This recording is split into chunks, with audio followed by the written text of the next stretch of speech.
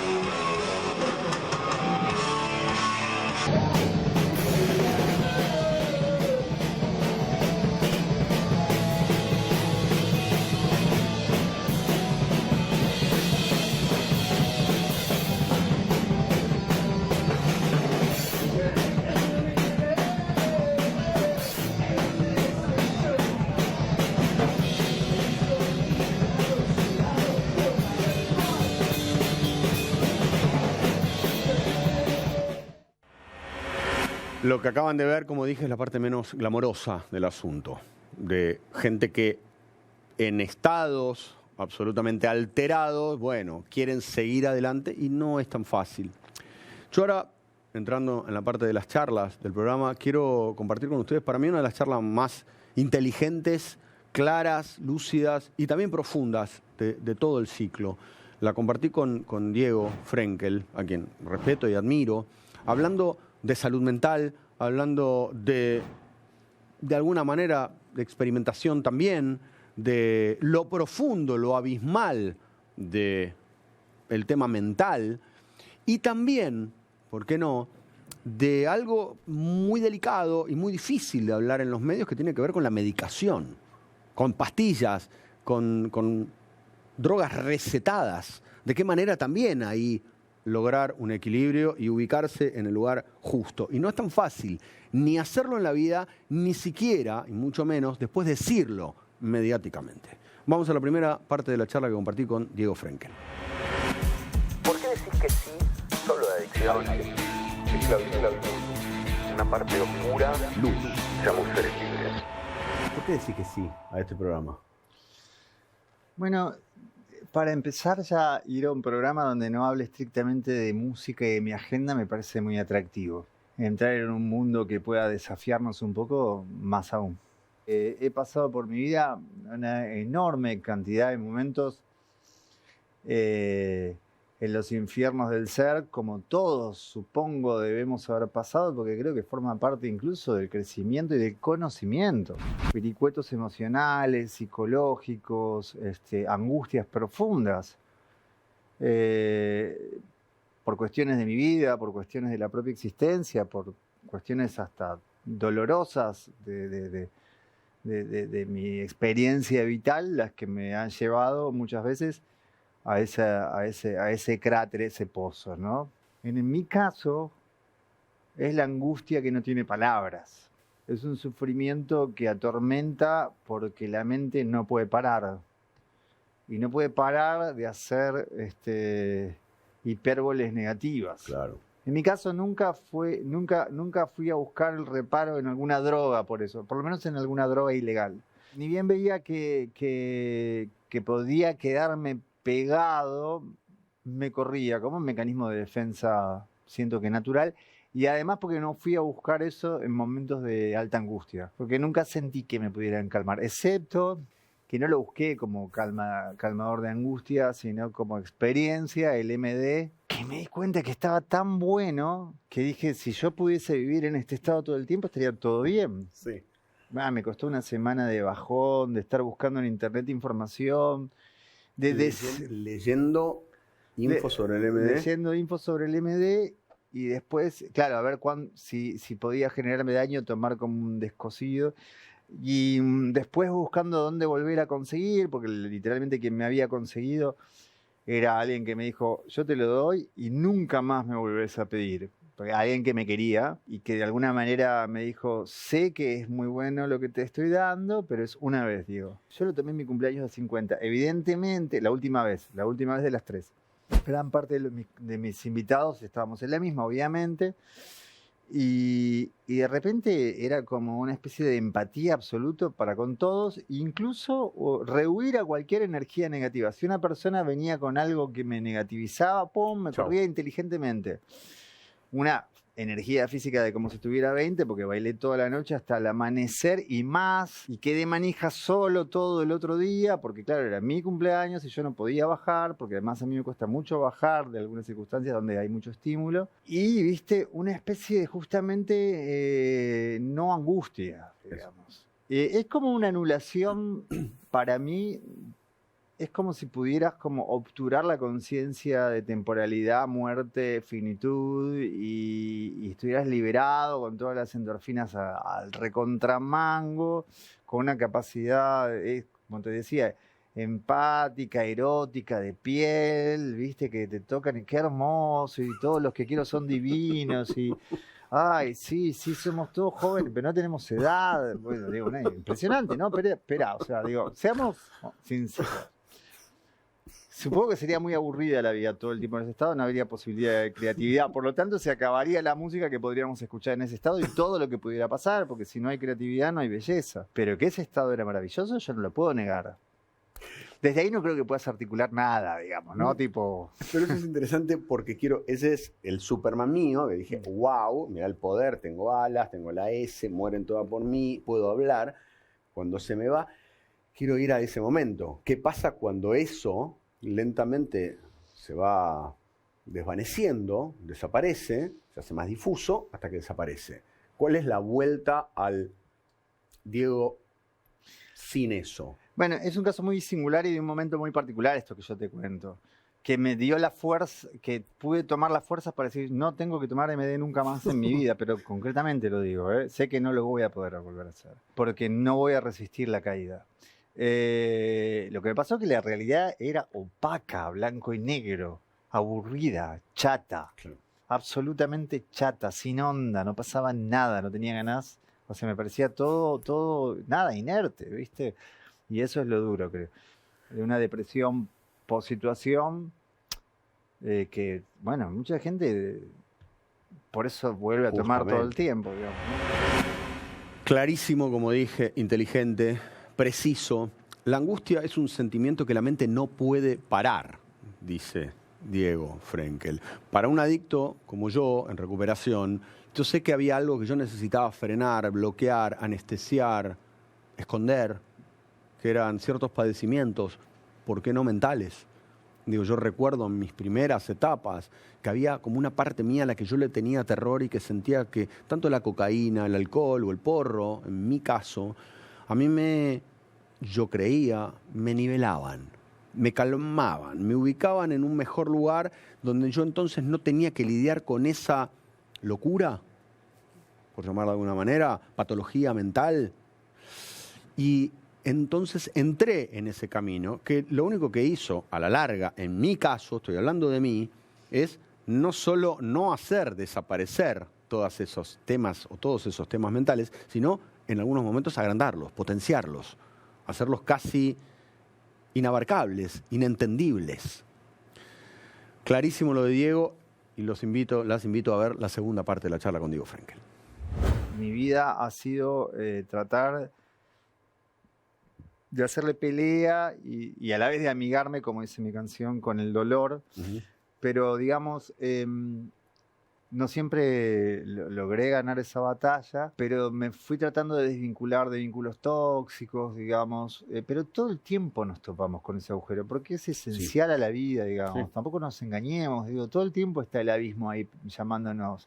Yo pensaba que quizá mi adicción más grande en algún momento fue a la angustia misma, porque yo tenía como una tendencia brutal a asumirme en situaciones que fueran como de alto nivel de sufrimiento o angustia. En relaciones, en formas de vincularme con los demás y conmigo mismo, con la mirada de mí mismo, que es la peor esa, ¿no? De cómo te ves a vos mismo. O sea que, ¿y por qué? Porque no está dicho algo, evidentemente no está puesto en palabras, ni está simbolizado algo que es lo que está reventando el hígado, ¿viste? Y pasé miles de años y me costó muchísimo trabajo poder desprenderme.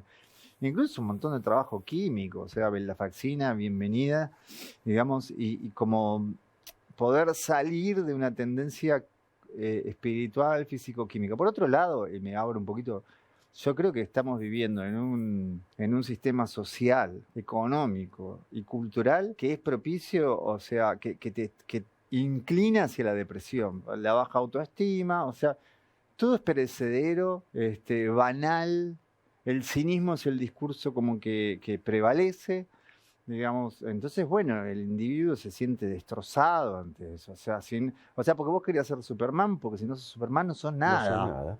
Hay gente que se empastillará para tapar todo y estar hecho una momia, o, ¿viste? Un zombie, y hay gente que necesita una compensación determinada para poder estar andando y ser más libre. Nada más que, no es eso, digo, tu tema, digo, es ser más libre. Determinado nivel de angustia química. Sí. Y de no poder detener la mirada negativa me afectó por último hasta en un escenario. O sea, mucho tiempo no, porque el escenario siempre era mi salvoconducto. Cuando ya tocó eso y ya no tenía deseos, digamos, ahí realmente me asusté mucho, porque digo, espera, o sea, hasta lo que más amo, estaba un poco insensibilizado. Pero que uno no es Superman ni para eso. Ni siquiera para poder dar vuelta como una media todo lo que te sucede a nivel inconsciente. Cuando ya no tenés más fuerzas, digamos, no hay Freud que valga, no hay psicoanálisis, ni podés hacer yoga 10.000 veces por día como hacía yo y mantras budistas desde las 7 de la mañana y después yoga y después la alimentación y me levantaba y era cada vez que me levantaba tenía que levantar un tren con la mano. Digo, entonces ya está pasando algo químico y el ser humano me parece que tiene que ver que también somos una composición químico, física, espiritual, anímica. Diego habla, como dije, con muchísima inteligencia, de la potencia del mensaje social que casi invita a la depresión. ¿Por qué? Porque cuando el sistema mismo invita a la depresión, quiere decir que te baja, vos necesitas hacer algo para subir. Si sacás la cabeza, te la bajan a veces. Si están todos, o estamos todos deprimidos y deprimidas, es más fácil para el sistema mismo manejar. Entonces, ante esa depresión, ese meterte para abajo, uno busca salidas. Con el alcohol, con las drogas, con las pastillas, con el sexo, con el juego, con la comida. Algo que calme y que te haga crecer o te haga sentir un poco más. Y con esto digo la presión social, la presión mediática de qué manera tenés que salir en cámara, operado, simpático, con la dentadura recién blanqueada, porque si no, sos un lumpen, sos alguien que no cumple requisitos mínimos para estar en cámara, detrás de cámara. Este es el peligro, porque esto lo corremos todos, todas, niños que ya van viendo esto y van entrando en ese juego absolutamente morboso y peligroso, además. Y cerrando, antes de ir a la tercera y última parte de la charla que agradezco enormemente con Diego Frenkel, Diego dijo, esto tocó lo que más amo, que es el escenario. Cómo tarde o temprano ciertas cosas que hacemos, a veces compulsivamente, como adictos, terminan afectando lo que más amamos. La familia, las relaciones, los amigos, el laburo y por ende nuestro cuerpo y nuestra salud. Vamos a la última parte de la charla que compartí con Diego Frenkel. La depresión, las adicciones, no son de ningún modo necesarias, ni buenas, ni positivas para el artista y su vida creativa. Es un mito occidental, sí, el del artista reventado, hecho bolsa. O sea, Van Gogh no era Van Gogh porque era hoy quizá probablemente considerado bipolar. Van Gogh era Van Gogh porque era Van Gogh y sufría eso. Habitar la oscuridad y llegar a ella con las herramientas posibles, ¿no?, para poder convertirla en arte y volver, me parece hasta necesario. La oscuridad es atractiva porque es lo no dicho, lo no se sabe para poder traducirlo. Perdón, no es lo no dicho. Eso es veníamos diciendo, lo no dicho es lo que daña. Es lo desconocido y lo innombrable. Y lo innombrable a veces tiene cara de monstruo, a veces tiene cara de ángel, a veces es el universo lo que es oscuro. Y desde el fondo, la misma muerte nos resulta oscura porque no la podemos visualizar. De hecho, me parece que es imposible decir qué es la oscuridad, ¿viste?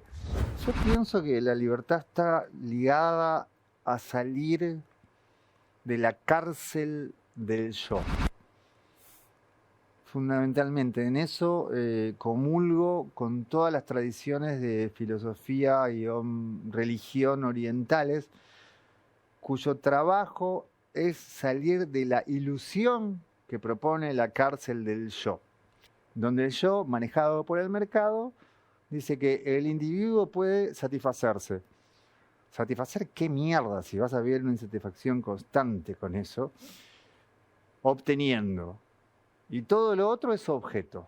Todo lo otro es objeto para ese yo que devora, el yo devorador. Bueno, salir de ese yo devorador y trascenderse al otro, la empatía, el amor, ¿sí?, la trascendencia, inclusive pensar que la propia muerte no es el final, eso creo que es el camino hacia la libertad. Gracias, Diego. No, por favor. Querido, brindo con lo que te queda de agua. Sí, me queda nada. Gracias. Gracias, Diego, querido y admirado Diego Frenkel, por la claridad y por también la verdad. Yo lo digo todas las semanas, lo de la claridad y la verdad. No es tan fácil sentarse y hablar de temas que a veces la sociedad prefiere que no se hablen. Y Diego decía, ¿no?, esto del mito del artista destruido y que depresión y adicciones no van de la mano con la creatividad. Finalmente lo que necesitamos es un buen estado anímico para poder expresar, creo yo, de una mejor manera lo que hacemos. Y aún si a veces la depresión termina dando buenos resultados artísticos, da resultados artísticos, pero no en la vida de esa persona. Nosotros preparamos un leve, breve clip sobre un montón de artistas que han padecido las adicciones y muchos de ellos terminando de manera trágica.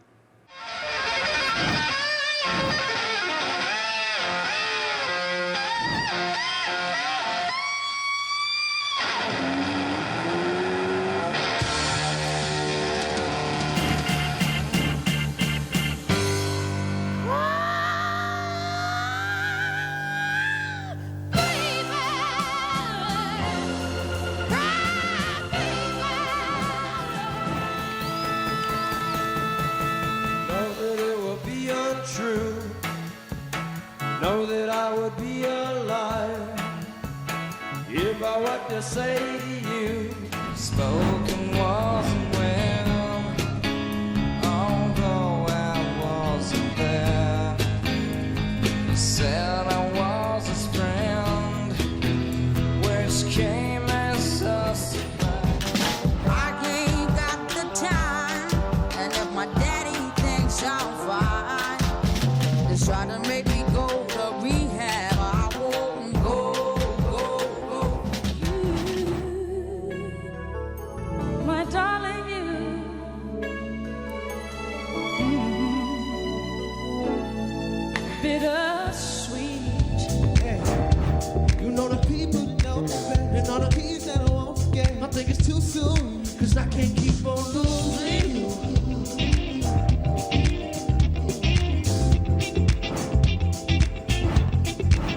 can't keep on losing you.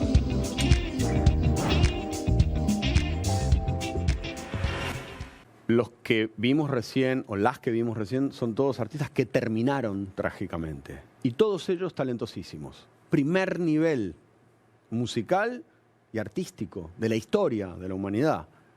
Y había algo en eso que también nosotros tenemos que dejar de romantizar. Hay como un romanticismo pegado al artista. Y también está todavía hoy presente en ciertos mensajes, con letras de canciones hablando e invitando a pibe y a piba a tomar, a beber, a picarse, a fumar.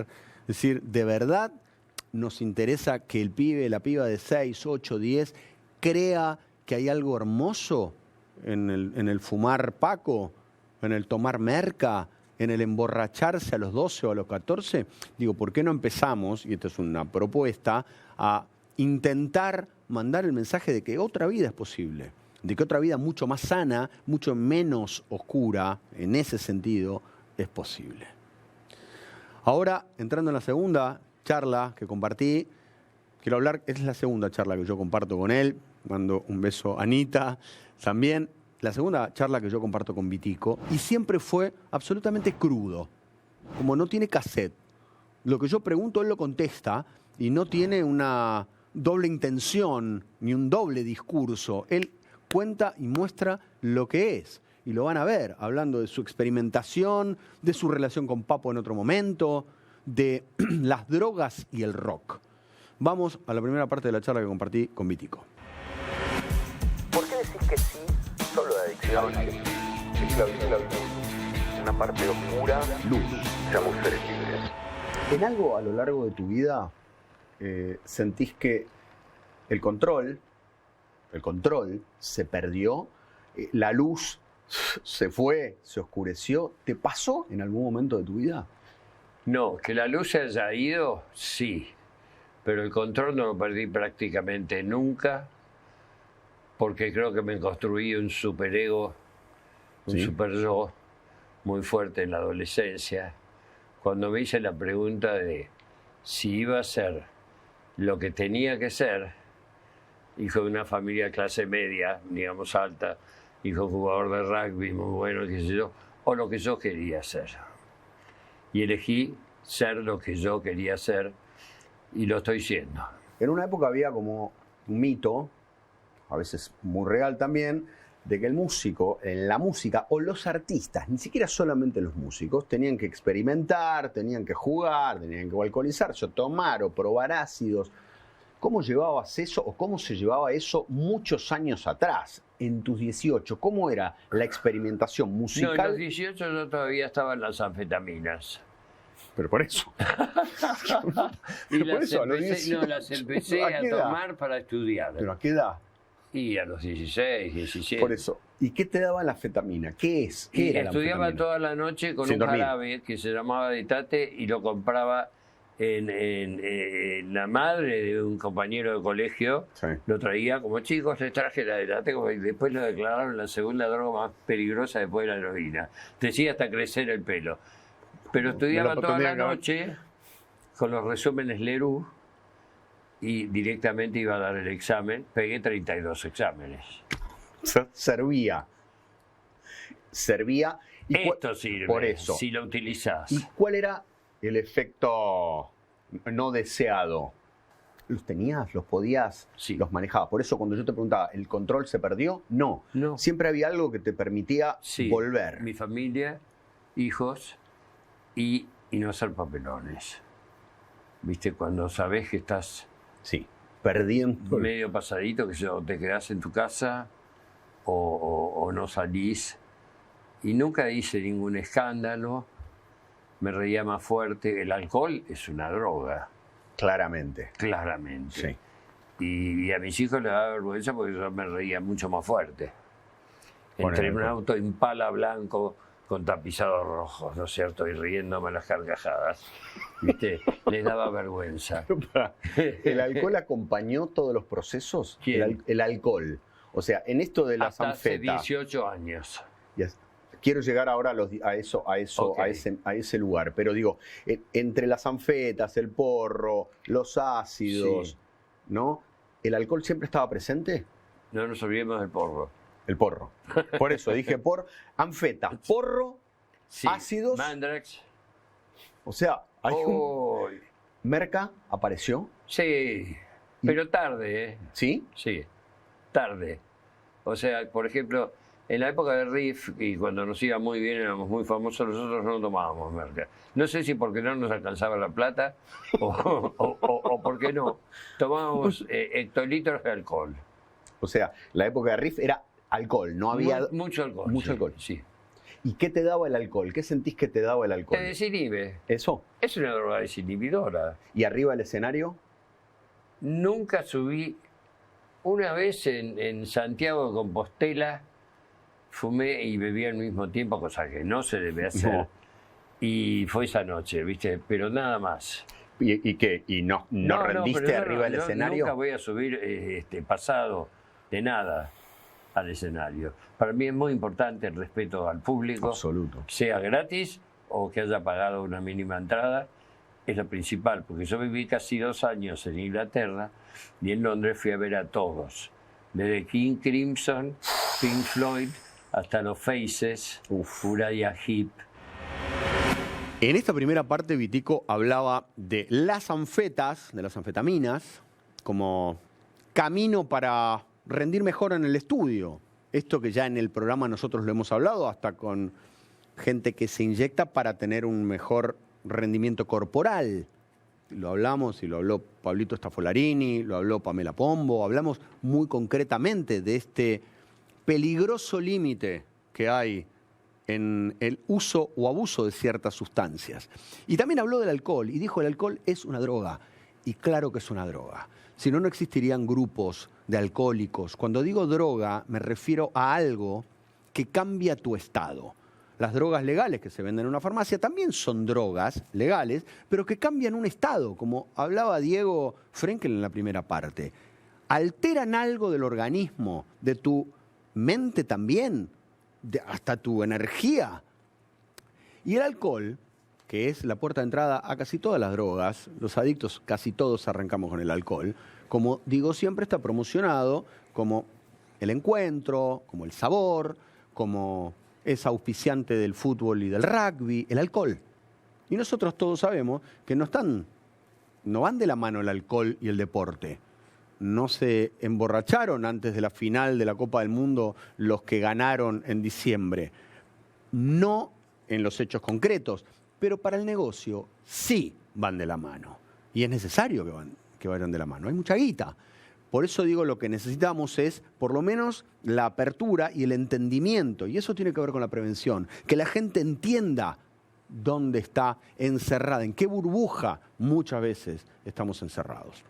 Vamos a la segunda parte de la charla con Vitico. En toda esa ¿lo llamás experimentación? ¿Era una experimentación? ¿Era una búsqueda? ¿Era placer? ¿Qué era todo eso de las anfetas? Entretenimiento. Y además fueron modas. Gastón, fíjate, las anfetaminas cuando las prohíben en Estados Unidos las mandan para acá. Sí, claro. Y después, cuando yo estaba en Inglaterra, se puso de moda el ácido. Toda la música psicodélica, empezó Sí. por Hendrix y todo Sí, claro. eso. ¿Qué paró con Manson? Cuando ocurre lo de Manson en Sharon Tate. Claro. Hasta ahí estaba todo bien con el ácido. Timothy Leary Sí. escribió y estaba en la Universidad de Harvard haciendo experimentos. Sí, claro. Hasta para sacar superhombres como soldados Sí. y tipos más inteligentes. Y el Silicon Valley, que de ahí salió Steve Jobs, por ejemplo, era porque tomaban ácido también. Sí. En un Era ir momento, un poco más allá, ¿no? Lo de las puertas de la percepción. totalmente, ¿no? The Doors of Perception. Sí, de ahí sacaron el nombre los Doors. Claro. Y vos fíjate que nuestro cerebro trabaja un 15% de sus posibilidades. Y por eso es que no entendemos tantas cosas. ¿Cuál de todas esas sustancias, tanto como dijiste las anfetas, el porro, el alcohol o la merca, El ácido. los ácidos, cuál de todas esas fue la más difícil de dejar? Y la merca. ¿La merca? Sí. ¿Por qué, sabes? Sí, creo que sí. Porque en mucha gente es un vicio. Y en mí es un hábito. ¿Estás aburrido a lo mejor? Yo he hecho... O sea, nunca pensé que iba a escribir un libro en el cual Advertís, ahora hablamos de eso, ¿no? que las drogas, que no se les aconsejo a nadie, porque lo que a uno le puede hacer bien, a otro lo puede destruir. Pero tiene que ver mucho la moda y las épocas. Yo llegué a probar hasta heroína, siempre por la nariz, ¿eh? ¿Inhalaste heroína? Sí, cada vez que vi una jeringa cerca salí corriendo. ¿Nunca te llegaste a picar? No. No, yo tampoco, pero fumé una vez heroína. Es otra categoría. No, claro. Gracias a Dios no entramos ahí. Pero digo, yo llegué a fumarla y cuando la fumé dije, ¡apa! Ah, bueno. Mira, cuando vivía en Inglaterra y me di cuenta que con heroína me parecía todo bárbaro y encaraba todo bien, dije, yo no puedo ser tan estúpido de depender de algo, y decidí volverme. Porque veía como la gente, es mucho mejor la China. La China. Rosada, sí. Murió mucha gente cuando el destape español, sí, claro, porque le pusieron más estricnina de lo debido. Tiene estricnina la China. Y después está la marrón, viste, que es turca. Todo viene en las amapolas, viste, la morfina, la heroína. Yo no puedo fumar, tengo EPOC. Y lo lamento. Pero es el efecto inmediato. Si vos te fumás un facito, viste, sí, ya estás. O si te das un saque también. Pero las otras tenés que esperar media hora, las pastillas y todo eso. Y el efecto inmediato tiene mucho que ver en las adicciones. Porque los que no les da la guita o lo que sea, y empiezan a fumarlo, como el crack o el paco, eso mata neuronas de una forma importante. ¿Y el alcohol? ¿Por qué decís esto hace 18 años? ¿Qué pasó? Yo te cuento, hace 18 años? Cuando el accidente de Papo, yo bebía como un cosaco y empecé a beber como 3 cosacos y no me sacó la tristeza. ¿Después del accidente de Papo? Claro. ¿Después del accidente entraste en esa etapa de consumo de alcohol? No, ya venías. Yo consumía de pero antes, lo que digo, con alegría, un cosaco, como un beduino. Como un beduino, pero después del accidente de Papo... Sí, empecé a tomar como una banda de beduinos y no me sacó la tristeza. ¿Y vos sentías que lo que querías era tapar esa tristeza? Sí, que se me iba a ir y no se me fue. Y ahí lo dejé, dije, esto no sirve. ¿Y cómo hiciste para dejar? Mira, me fui 2 días al Kenty, donde hay alcohol, pero si no querés, no querés, viste, con un libro de Eduardo Galeano, y dije, basta, porque me miraba al espejo y tenía cara de dama Juana. En fin, y me empezó a ir mejor. ¿Qué empieza y mis a hijos pasar? me quisieron más. Es increíble, claro, empezás a ganar, ¿no? Y entonces, y cuesta, viste, cuesta el primer día, la primera semana, son 18 años. ¿Y hoy cuando ves alcohol, qué te pasa? Nada, no lo extraño. No lo extrañas, pero no, tampoco... y si estoy con gente que toma alcohol, no me molesta absolutamente nada. Y algunas veces veo cómo se transforma en la mitad de lo que eran. Mr. Hyde aparece Mr. Bueno, y a veces no, porque hay gente que lo puede manejar. Y yo no lo manejaba. Eso no lo manejaba, ¿ves? Pero por eso, esa puede ser, el alcohol puede ser esa sustancia que no manejabas. Sí. Nunca hice papelones. Está bien. O escándalos, pero no lo manejaba. Como siempre digo, y acá lo acaba de decir Vitico, yo no conozco a ningún adicto que se haya salvado de la heroína, del crack, de la merca, del alcohol, que haya logrado salir, por lo menos por hoy como yo, y que le aconseje a la gente que lo haga. No conozco a nadie. No conozco a nadie que se haya inyectado de heroína y vaya por los colegios diciéndole a los chicos que está buenísimo consumir heroína. No conozco a nadie que se haya salvado del Paco y que vaya diciendo, está buenísimo que la gente fume Paco. ¿Por qué? Porque sabemos de dónde venimos. Y en un momento, Vitico hablaba también de esto del ahogar las penas después de lo de Papo, de qué manera necesitaba esquivar ese dolor, o por lo menos llevar ese dolor con alcohol. Que esto es algo que nos pasa muchísimo a los adictos, ¿no? Como de qué manera lo que me está ocurriendo yo lo vivo mejor. Sabemos que al final la cosa se pone mucho peor, porque no es que el problema desaparece. El problema que nosotros intentamos tapar con las sustancias, no solo no desaparece, sino que se agranda. Se agranda porque pasa el tiempo, porque uno tiene menos lucidez, porque uno va perdiendo lazos y relaciones. Entonces cada vez el problema es más complejo. Por suerte, y gracias a Dios, en mi caso, hay gente que puede pedir ayuda, que es para mí, el gran primer paso. Decir, che, yo tengo un tema, yo necesito ayuda. Yo en esta, si no pido ayuda, me ahogo. Vamos ahora sí a la tercera parte de la charla que compartí con Vitico.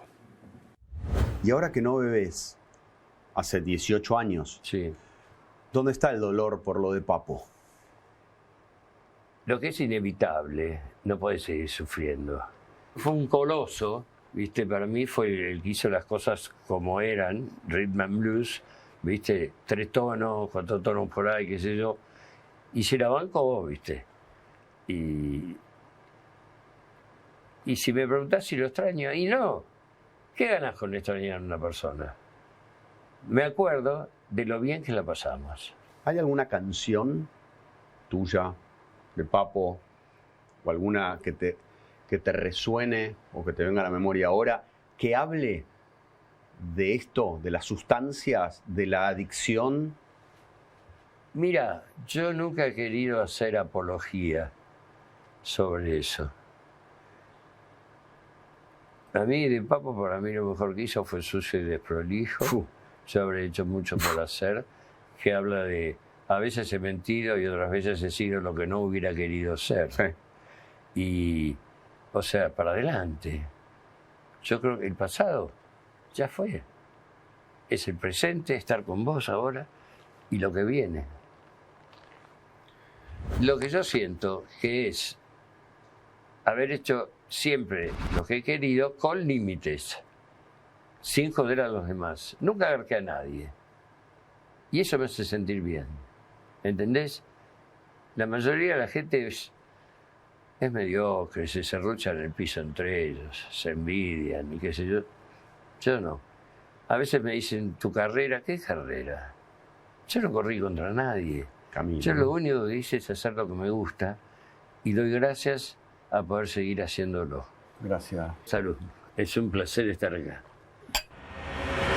Gracias, Vitico, por la presencia, por el humor y por la confianza también, porque nos conocemos hace años y te invito y te venís y contás esto que tiene que ver con tu historia y por ende con la historia de la música en la Argentina, con el rock en la Argentina y mucha gente habiendo crecido escuchándote.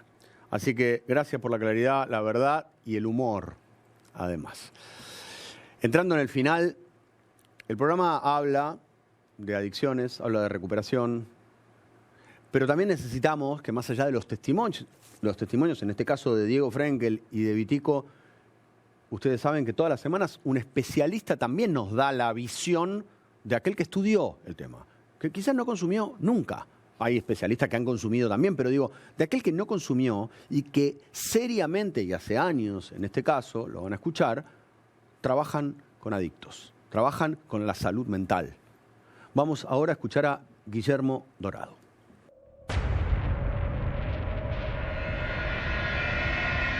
La adicción es un problema muy importante, sobre todo en estos tiempos, donde te diría que de todas las enfermedades en psiquiatría y en salud mental, la adicción es la que de alguna manera viene teniendo una prevalencia cada vez más importante. En nuestros tiempos modernos, en nuestra sociedad de consumo, la adicción es parte, por supuesto, y es tal vez la próxima epidemia. La locura es el estigma. Entonces, la atención de nosotros como especialistas, como médicos especialistas en psiquiatría es mucho más amplia que eso. Por eso es que tal vez se arrastra desde lo que era la vergüenza de la salud mental, encasillada como la pérdida de la razón. En las adicciones siempre hay un componente de locura, porque algo que define al adicto, por ejemplo, es que a pesar de que sabe y conoce que esa práctica es perjudicial, no lo puede evitar. Entonces, también podemos decir que esta es una forma de locura.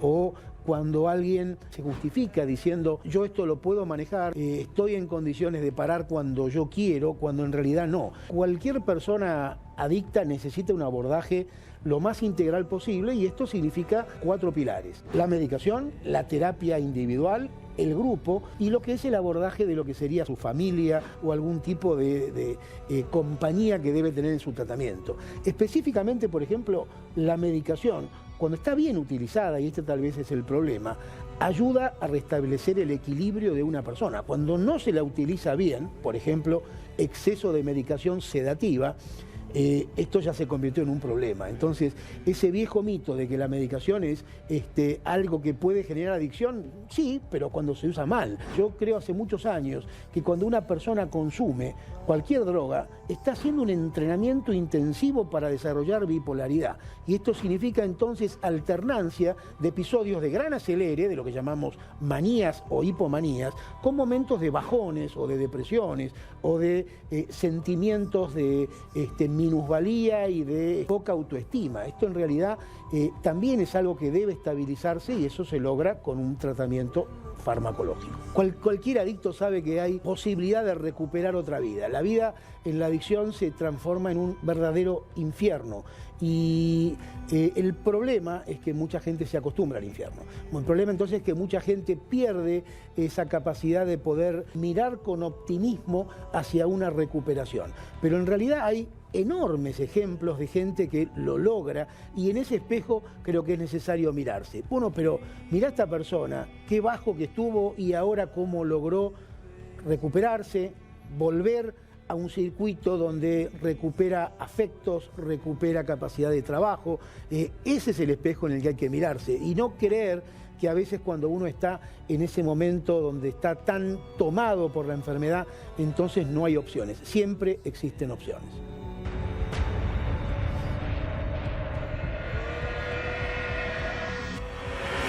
Gracias, Guillermo Dorado, a la gente de Gens también. Gracias por compartir con nosotros tus conocimientos, tu experiencia y también datos que ligan un poco hoy lo que estuvimos hablando. Yo lo anoté, ¿no? La adicción, primero, es una próxima epidemia o pandemia. Se está viviendo hace un montón de décadas. El crecimiento sostenido de la adicción y el poco trabajo, yo lo he dicho y vuelvo a decírselo a todos los políticos y políticas, derecha, izquierda, arriba, abajo, liberales, no liberales, a todos. Loco, háganse cargo de una vez. Hace 26 años que no hay una campaña de prevención en la Argentina. 26 años donde se mueren nenes de 6 años, donde yo lo vi, y donde hay madres pariendo nenes ya con síndrome de abstinencia. Y ninguno, ni de derecha ni de izquierda, se le ocurrió hacer una campaña. Rarísimo. Digo lo de Guillermo porque también habla de la salud mental, del miedo que tenemos de hablar de salud mental, de la salud mental y las adicciones, de esa relación, de la locura de un adicto que no ve lo que está ocurriendo. En los grupos siempre decimos, ¿qué es la locura? Cometer los mismos errores esperando resultados diferentes. Si a mí la merca me pegó mal 10 años, ¿por qué voy a empezar el año 11 tomando? ¿Qué creo? ¿Que voy a cambiar la rueda? No. Si ya te pega mal, te va a pegar peor. Y esto es bueno decirlo porque el adicto cree que en un momento la va a cambiar, que va a recuperar esa primera sensación de la primera vez que tomó merca, que se picó, perdón que haga los gestos, pero es que hay gente que no lo entiende si no se lo graficás. Y con esto no estoy invitando a que lo hagan y no estoy tratando de convencerte a vos de que si lo hiciste, este gestito solo te va a volver a enamorar. Todo lo contrario. Esto, en realidad, no te estás metiendo, te estás sacando. ¿Qué? Alma. Gracias, Guillermo Dorado, por venir, además por el gesto de venirte a grabar. Y yo quiero hacer un llamamiento, ¿no? Si estás ahí del otro lado y algo de todo esto que dijimos, y es la primera vez que ves el programa, y decís, ¿este pibe quién es? ¿De qué está hablando? Bueno, soy Gastón Paul, soy adicto en recuperación, además de un montón de otras cosas, que cuando no estoy en recuperación no soy. Porque cuando yo estoy en consumo de locura, solo soy eso, un adicto. Y para no ser un adicto tengo que entrar en recuperación, pedir ayuda, aceptarla además y empezar ese caminito para mí mucho más hermoso. Porque yo no cambio ni el peor día como estoy ahora, limpio, por el mejor día tomando la sustancia que yo tomaba. Corta la bocha. Te invito a vos que estás ahí, si algo de todo esto te toca en algún lugar, que pidas ayuda, que entres en www.sereslibres.org. Ahí vas a tener un montón de información donde recurrir. No es necesario que te mates. Si sos madre o padre, metete en Aranón, metete en Al-Anon. Entendé, escuchando a otros familiares, cómo acompañar a un hijo, cómo acompañar a una hija, cómo acompañar a un padre o a una pareja. Porque hay tan poca información gracias a que los gobiernos no se comprometen o se comprometen con otro lado que la tenemos que dar nosotros, entre nosotros. Acompañarnos, asistirnos y salvarnos, a nado o remando juntos. Ahora sí, agradezco en la parte final, cerrando el programa, a la gente que nos acompaña. Provincia de Buenos Aires, provincia de San Luis, municipio de Moreno, su espacio de recuperación de adicciones Casa Pueblo, a CETRAC, Vencer para Vivir, Cuarta Opción, y a la panadería que acá nos permite comer en las grabaciones, La Nueva de San Telmo. Gracias, Marcela, a toda la gente ahí de la panadería. Cerrando el programa, invitando a que, si estás ahí del otro lado y estás tomando merca, o estás pensando en pegarte un tiro o en colgarte, como nos ha pasado, que te des una oportunidad y pidas ayuda.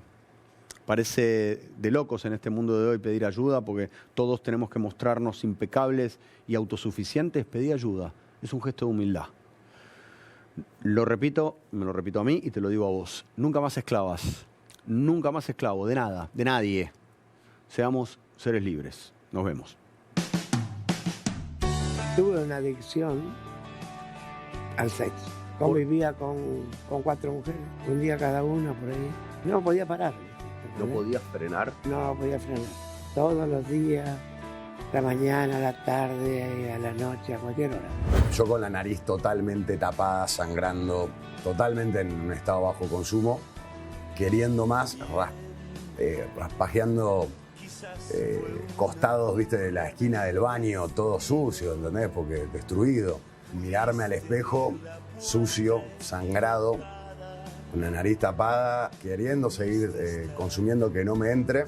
Y recuerdo una vuelta de estar así que mi vieja me tocó la puerta. Mirarme al espejo y decir, no. ¿Qué es esto? O sea, ¿qué soy? Quizás te está quemando la cabeza.